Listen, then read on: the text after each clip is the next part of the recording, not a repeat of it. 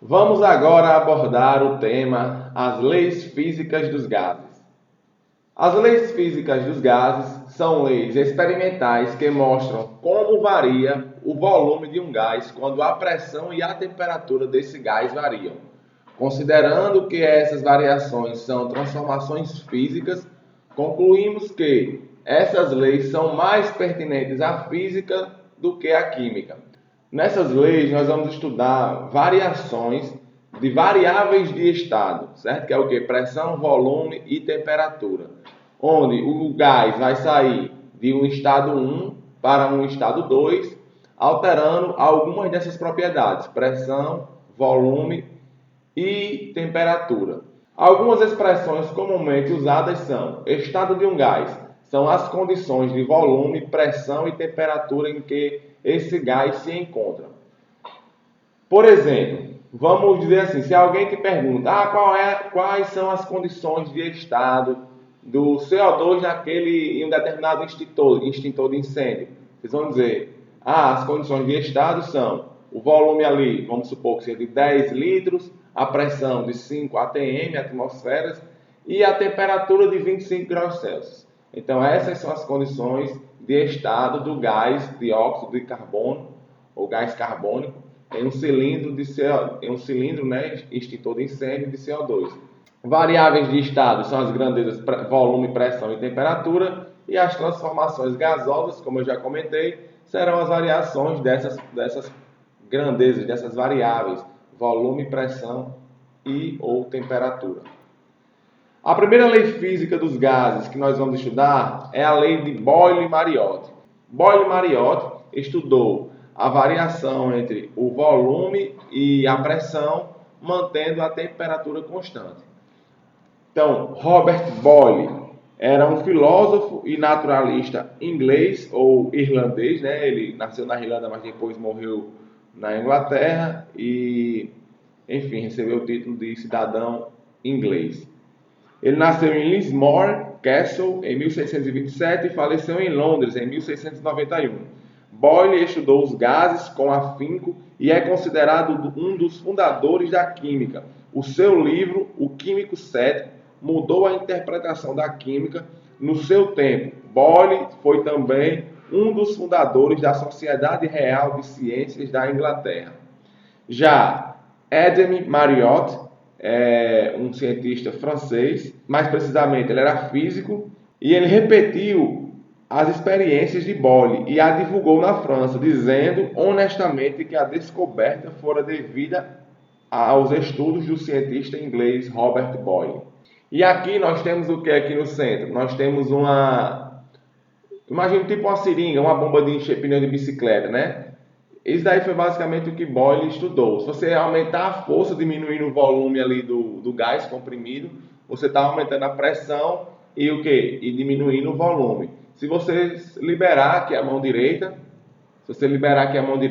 após você comprimir, o que é que tende? O gás tende a se expandir, ou seja, empurrará o pistão para trás e ele vai o quê? Aumentar o volume e diminuir a pressão. Então, aqui está outra ilustração para vocês, onde nós temos aqui o gás no estado 1, a pressão 1 e volume 1. E vocês podem observar que se a gente aumentar o peso aqui em cima do pistão, nós vamos para o estado 2, onde nós teremos mais peso em cima, mais massa em cima do pistão, fazendo mais força por unidade de área.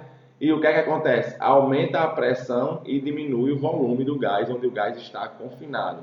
Lembrando-se sempre que Boyle fez seus estudos mantendo a temperatura constante e outro parâmetro também é a massa de gás constante. Ou seja, o número de mols do gás também foi constante, do gás estudado. Então, Boyle, ele começou a ver o quê? Que ele ia aumentando a pressão e o volume ia diminuindo. Primeira pressão, 2 atm, e o volume correspondente, 600 ml. Ele dobrava a pressão para 4 atm e o volume diminuía. Depois ele aumentava mais ainda a pressão para 6 atm, ou seja, triplicava, e o volume ficava 1/3, baixava para 200 ml. Quando ele quadruplicava a pressão para 8 atm, o volume também ficava 1/4, ou seja, ficava 150 mililitros. Você sempre diminuindo. Porém, o produto pressão vezes volume era sempre constante. Então, Boyle Mariotti fez essa representação gráfica, né, do gráfico de pressão por volume, pegando esses dados que ele obteve, e representou aqui no gráfico. Ó, vocês podem ver que aqui no estado 1 a pressão é menor e o volume aqui maior, que é esse caso aqui, ó, o caso da esquerda aqui. E após ele aumentar a pressão, o que aconteceu com o volume? O volume diminuiu. Então essa curva aqui é uma curva típica de uma isoterma, que vem o quê? Iso igual termo, calor, ou seja, de igual calor, de igual temperatura. E esse perfil dessa curva nesse gráfico corresponde matematicamente a um ramo de uma hipérbole equilátera. E Boyle e Mariotti, então, os dois cientistas, formularam a seguinte lei, né? Que sob temperatura constante, o volume ocupado por determinada massa gasosa é inversamente proporcional à sua pressão.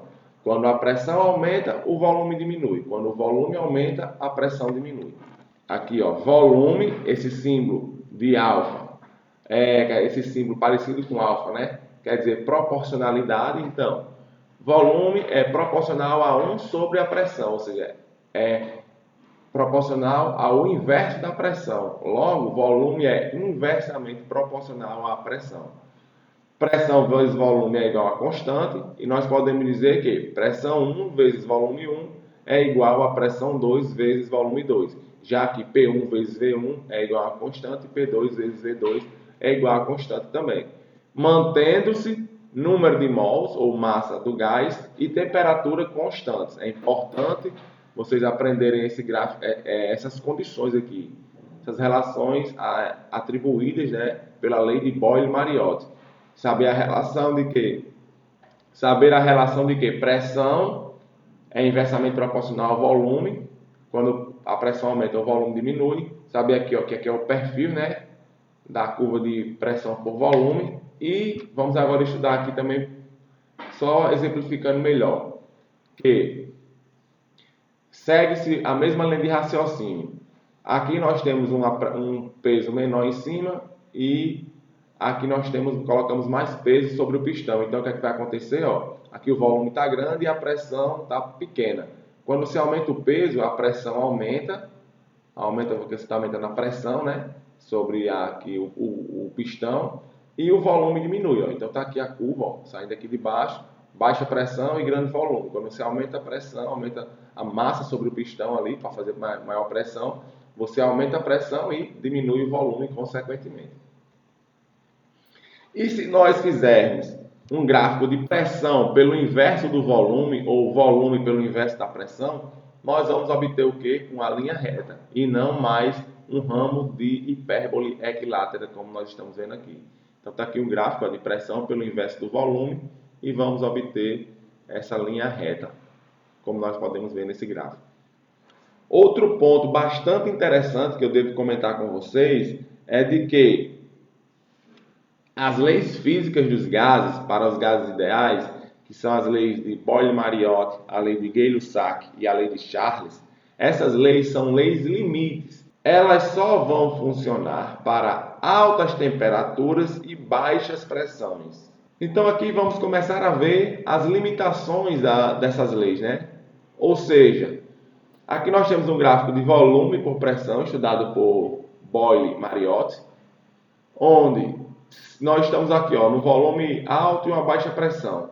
Nós vamos aumentando a pressão, vamos aumentando a pressão do gás, e o que é que acontece? Aumentando a pressão, o volume vai diminuindo, como vocês podem ver no gráfico. Quando nós chegamos no ponto A, nós aumentamos tanta pressão que vai acontecer o quê? Esse vapor, né, ele vai o quê? Esse vapor, ele vai se liquefazer, vai transformar de gás para líquido. E aqui já quebra toda a explicação e os conceitos atribuídos na lei de Boyle-Mariotti, porque a partir do ponto A, você vai aumentar a pressão e mesmo assim o volume do gás, o volume do vapor, ele não vai mais variar, porque vai se transformar em líquido, e os líquidos eles são praticamente incompressíveis.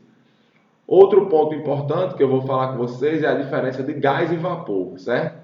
Nesse caso aqui a gente está levando em consideração o vapor. Eu coloquei gás aqui só para exemplificar, porque é como está nos exemplos, né?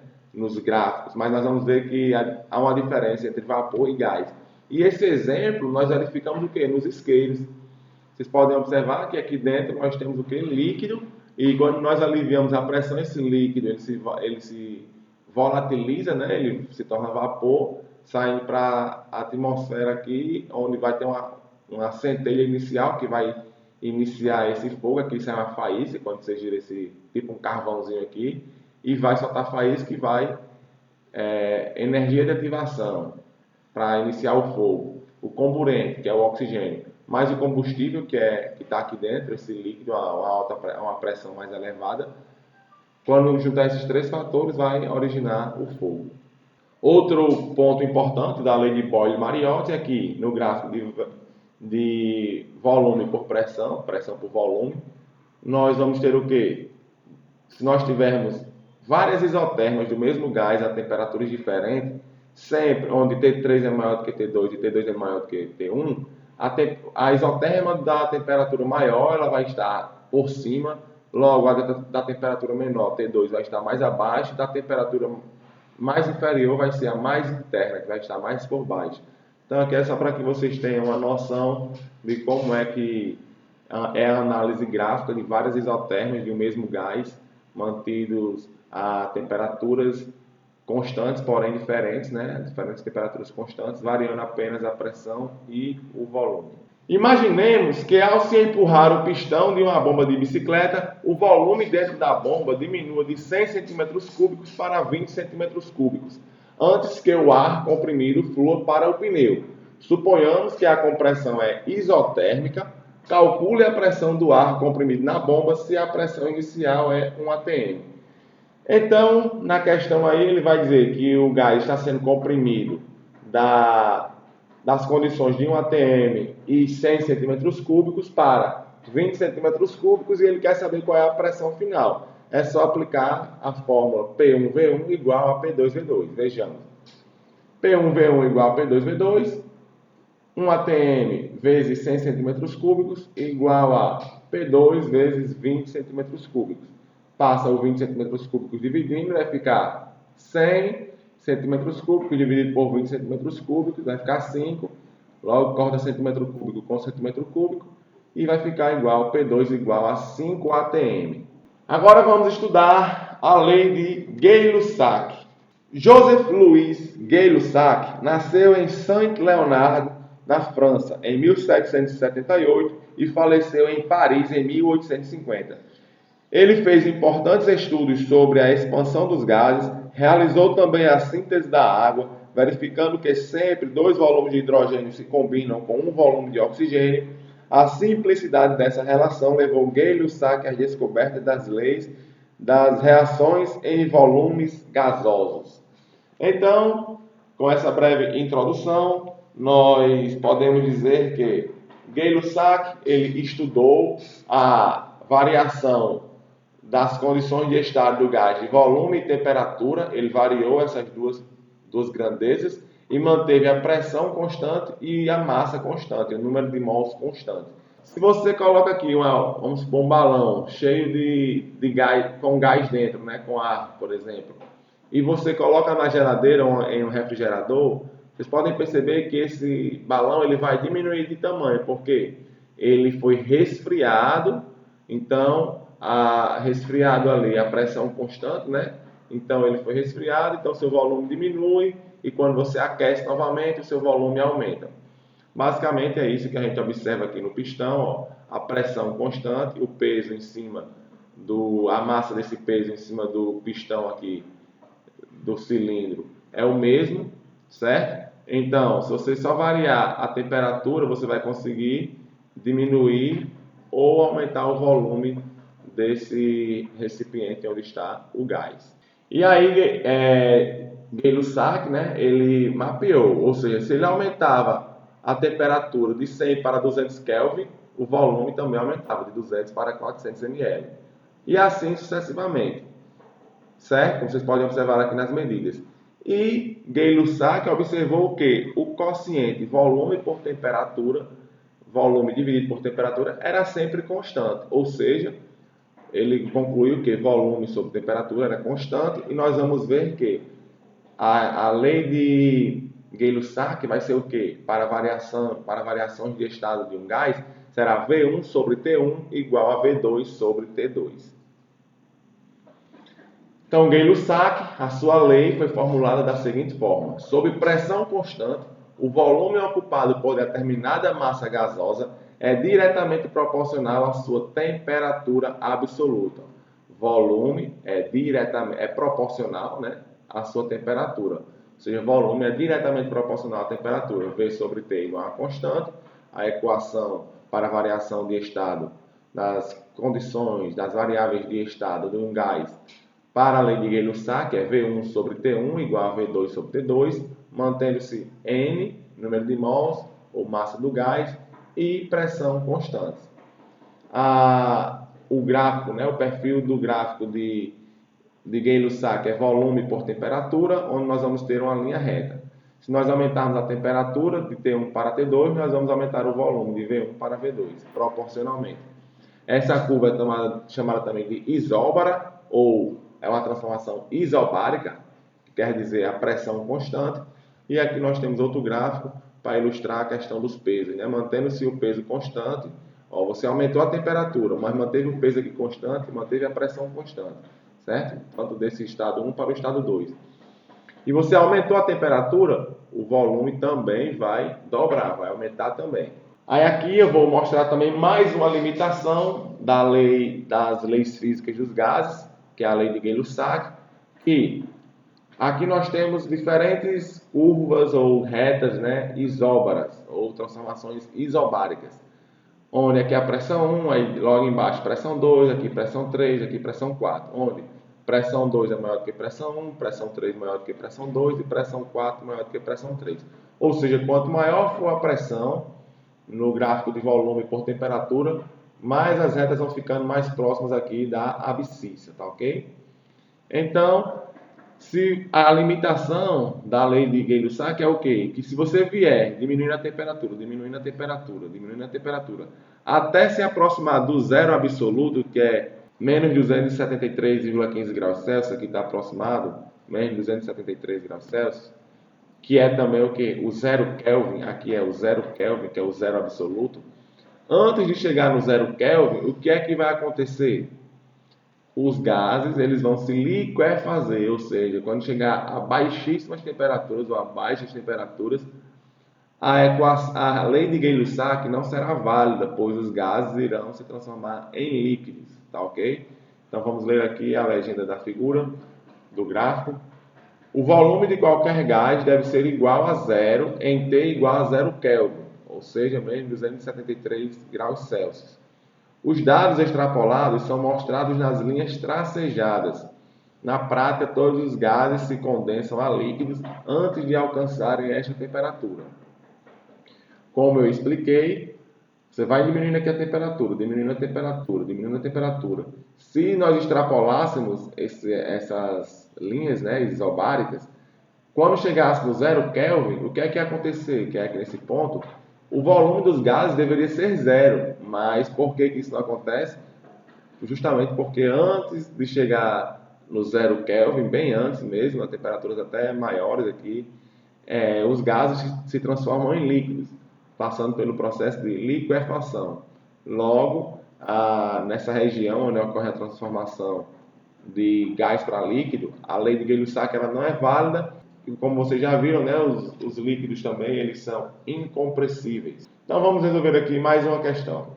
Um balão de hélio tem volume igual a 22,5 litros ao nível do mar, onde a pressão é 0,951 atmosferas. A temperatura de 18 graus Celsius. O balão é resfriado sob pressão constante até a temperatura de menos 15 graus Celsius. Qual é o volume do balão nessas condições? É muito importante, antes de a gente começar a resolver essa questão, que vocês podem até deixar volume e pressão nas unidades que você queiram aqui para as leis físicas. Mas a temperatura ela sempre tem que ser transformada para Kelvin, tá ok? Porque senão vai dar incompatibilidade nos resultados. Então, volume V1 sobre T1 é igual a V2 sobre T2. Aí, quem é o volume 1? No estado 1, 22,5 litros. Quem é a temperatura 1? Não é 18 graus Celsius? Tem que transformar para Kelvin. 18 mais 273. Igual a V2, que é o que a gente quer saber, dividido por quem? 273 menos 15, que é porque a temperatura 2 é menos 15 graus Celsius. Então, você faz 273 menos 15. Então, logo, vocês resolvendo aí essa operação matemática, V2 será igual a 19,95 litros. A terceira lei que nós iremos estudar é a lei de Charles. Jacques Alexandre César Charles, um cientista francês que nasceu em Bougeance em 1746 e faleceu em Paris em 1823. Pesquisou a expansão dos gases para fabricar termômetros de precisão, chegando assim à lei que hoje leva o seu nome, Lei de Charles. O que foi que Charles fez? Charles simplesmente observou a variação da pressão com a temperatura, mantendo o quê? O volume constante. Quando o volume é constante, nós temos uma transformação isovolumétrica, isocórica ou também conhecida como isométrica. Então, Charles deixou além do volume constante também, como os demais, a massa, ou seja, o número de mols constante. E ele observou o quê? Que a pressão é diretamente proporcional à temperatura. Se ele aumentava a pressão, ele também aumentava a temperatura. Se ele saía do estado 1, de temperatura T1, e ele aumentava a temperatura, ele, consequentemente, também aumentava a pressão proporcionalmente. E a sua lei foi o quê? P1 sobre T1 igual a P2 sobre T2. E está aqui as suas observações, onde ele foi aumentando a temperatura, né, de 100 para 200. A pressão aumentava de 3 para 6. Sempre lembrando, temperatura em Kelvin, aqui pressão em atm. E assim sucessivamente. E ele observou que o quociente de pressão por temperatura era igual a uma constante. Com isso, ele pegou esses dados e representou em um gráfico, onde o gráfico de pressão por temperatura é uma linha reta, onde nós temos aqui, se nós sairmos de uma temperatura T1 e uma pressão P1, e nós aumentarmos a temperatura para T2, consequentemente a pressão vai dobrar ou vai aumentar também para P2. Lembrando que esse perfil dessa curva, né, dessa reta no gráfico, é uma curva isovolumétrica, que quer dizer o quê? A volume constante. Aqui desse outro lado, nós temos aqui a representação com o peso, né, para simular a questão do aumento da pressão. Nós temos aqui a mesma situação.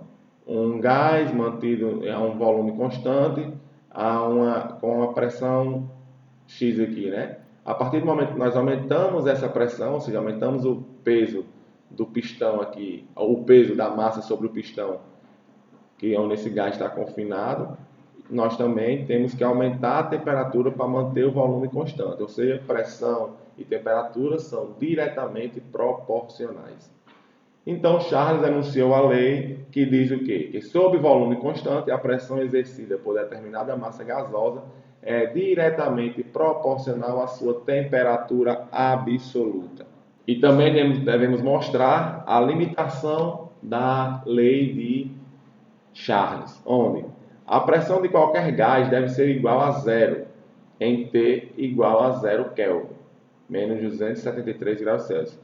Os dados extrapolados são mostrados nas linhas tracejadas. Na prática, todos os gases se condensam a líquidos antes de alcançarem esta temperatura. Resumindo, se você for aqui diminuindo a temperatura, antes de chegar no 0 Kelvin, o que é que vai acontecer? Esses gases eles vão se liquefazer e não vão mais obedecer à lei de Charles, que é P1 sobre T1 igual a P2 sobre T2, mostrando que a lei de Charles também é uma lei limite. Então, vocês também podem observar aqui que se nós tivermos várias curvas isovolumétricas, quanto menor for o volume, maior será o coeficiente angular da reta, ou seja, que esse ângulo entre o x, o eixo x e a reta. E quanto maior for o volume, menor será esse coeficiente angular da reta, porque nós estamos vendo aqui ó, que V3 é maior do que V2 e V2 é maior do que V1. Ou seja, V1 é o menor volume e V3 é o maior volume. Uma aplicação prática da lei de Charles no nosso dia a dia é quando nós queremos calibrar um pneu de um carro, um pneu de uma bicicleta, por exemplo. Vamos considerar que o volume do pneu ele não varia, ele não se altere, certo? Em dias frios, assim que nós vamos calibrar logo pela manhã, que é o recomendado, é você calibrar o pneu do carro pela manhã, antes de você rodar, antes de você aquecer ali o pneu. Se nós chegarmos para medir a pressão, vamos ver que a pressão, por exemplo, vai estar em 30 psi. Após a gente rodar com o carro durante todo o dia, vamos supor que no final da tarde, o pneu ali, o gás ali dentro do pneu está aquecido, aí o que é que vai acontecer? A pressão ela vai estar maior, ela vai estar naturalmente a 32 psi, aumentou ali que 2 psi. É por isso que se recomenda nós calibrarmos o pneu assim que nós acordamos, que antes de rodar com o carro, vá ali no posto de gás de combustível, né? E calibre o pneu do carro, porque será uma calibração mais fiel, mais fidedigna, vamos dizer assim. Então, pessoal, isso aqui mostra mais uma vez que as leis físicas dos gases, elas podem ser aplicadas e estão aí presentes no nosso dia a dia. Vamos resolver mais uma questão. Um tanque rígido de oxigênio colocado no exterior de um edifício tem a pressão de 20 atm às 6 horas da manhã, quando a temperatura é 10 graus Celsius.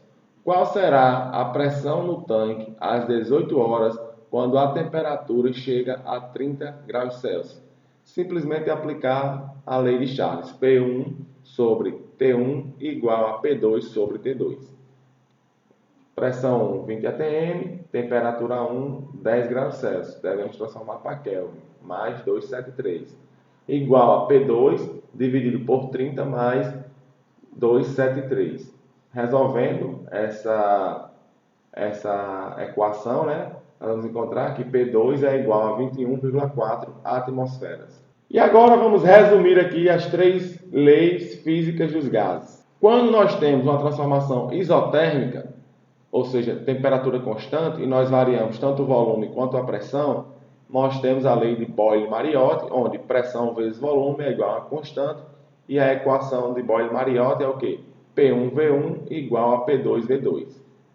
Quando nós temos uma transformação isobárica, ou seja, pressão constante, e nós variamos volume e temperatura, nós temos a lei de Gay-Lussac, onde volume sobre temperatura é igual a constante, volume é diretamente proporcional à temperatura, e a equação de variação de estado fica V1 sobre T1 igual a V2 sobre T2.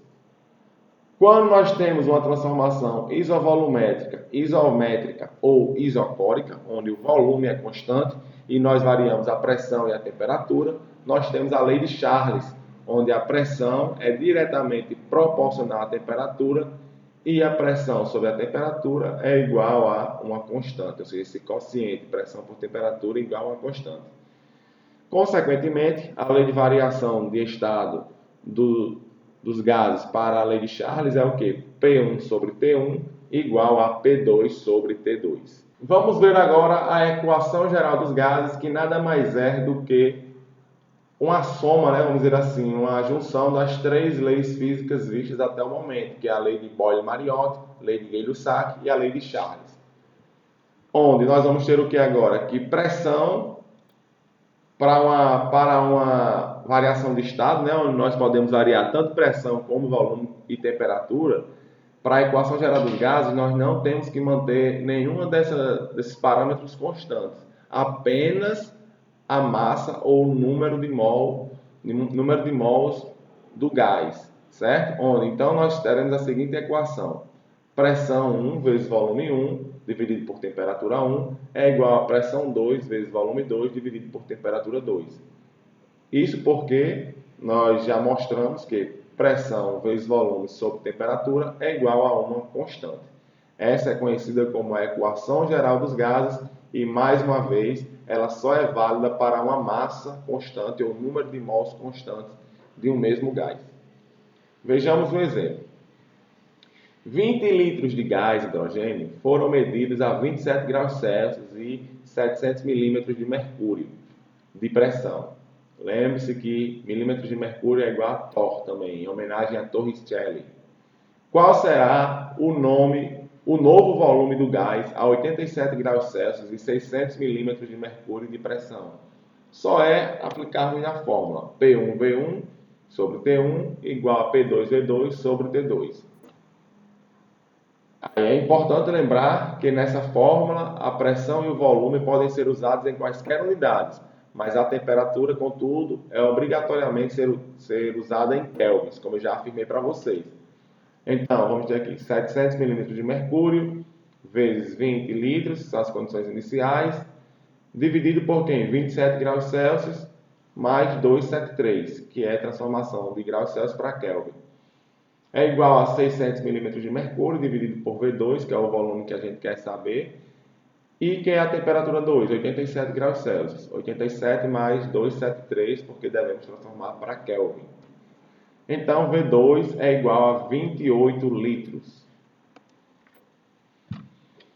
O que são as condições normais de pressão e temperatura? Essas condições, também conhecidas como CNTP, ou também condições normais, são o quê? As condições em que o gás ele vai ter uma pressão de 1 atm, que é igual a 760 milímetros de mercúrio, e também igual a 101.325 Pascal.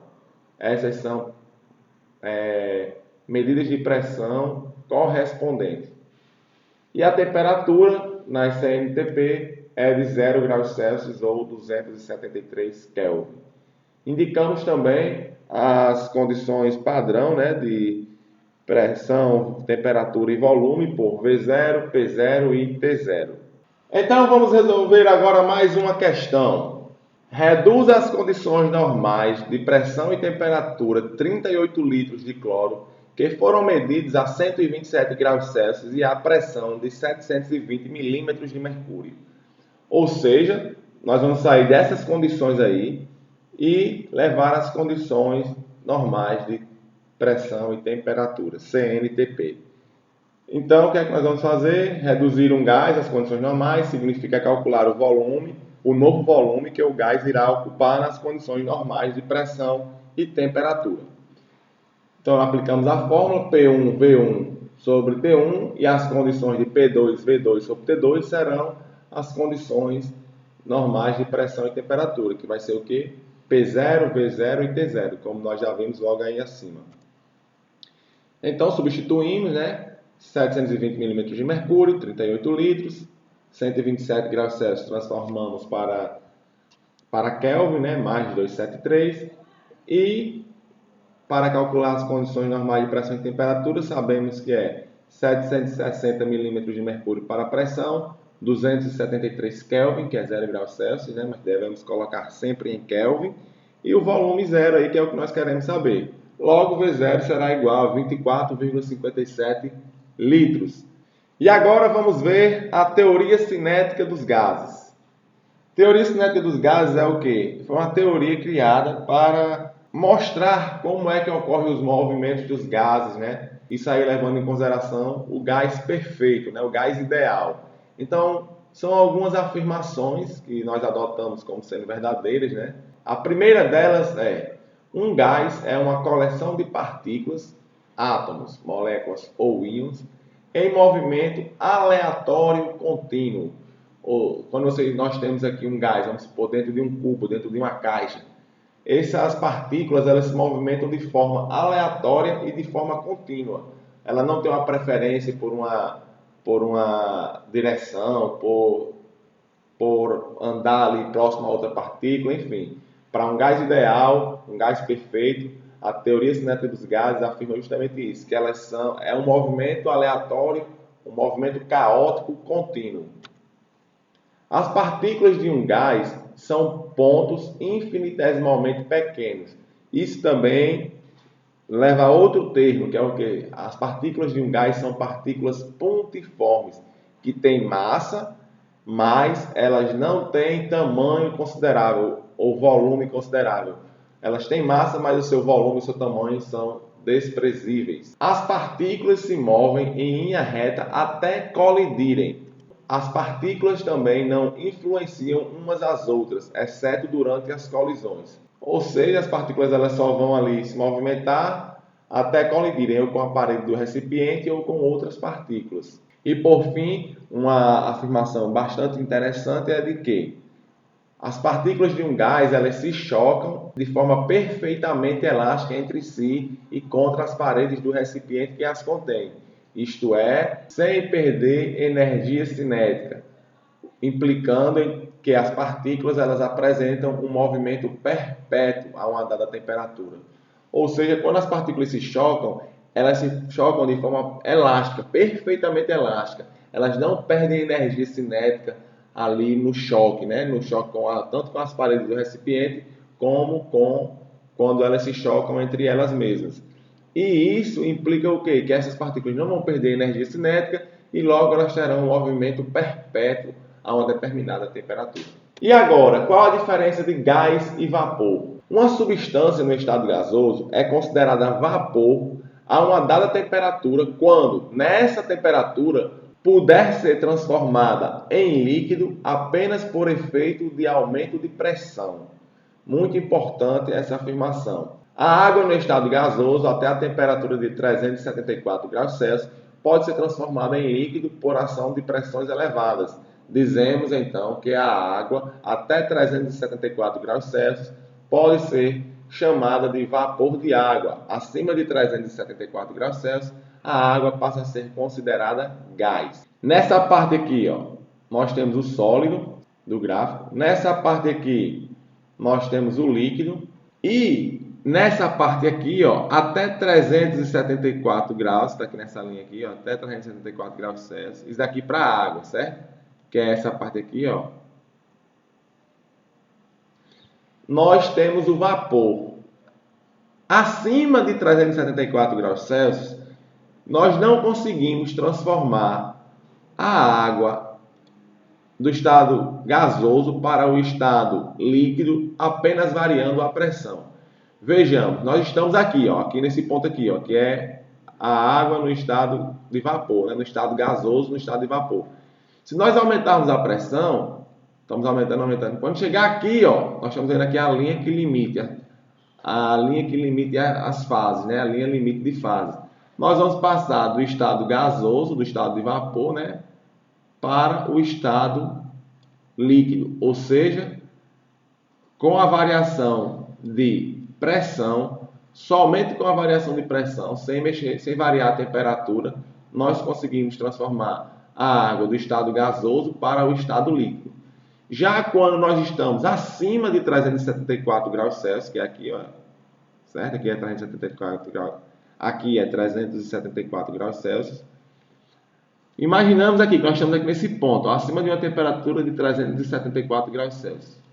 Se nós aumentarmos a pressão, não há mais linha limite entre as fases de vapor, entre as fases gasosa e a fase líquida. Ou seja, nós podemos andar aqui infinitamente aumentando a pressão que nós não vamos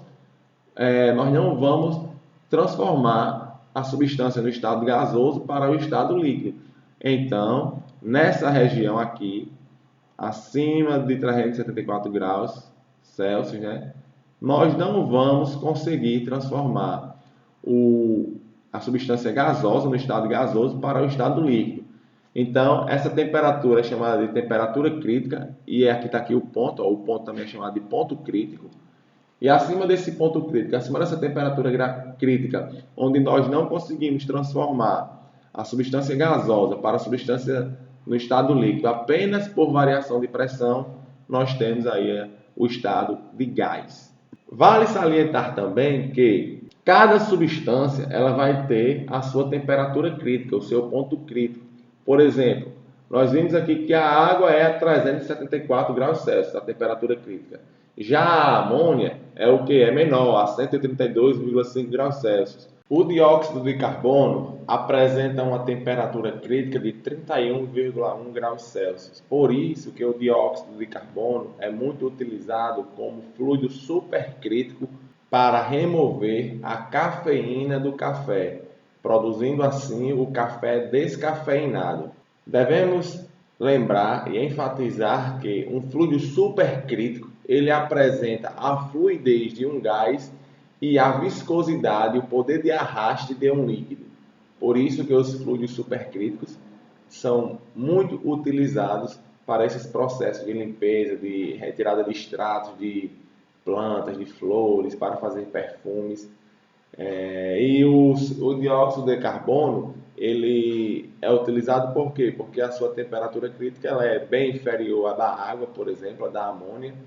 Isso facilita com que esse fluido seja utilizado em escala industrial sem gastar tanto, sem ter tantos gastos ou onerar o processo, né, com gastos energéticos. Logo em seguida nós temos o oxigênio, o gás oxigênio, que a sua temperatura crítica é de menos 118,6 graus Celsius.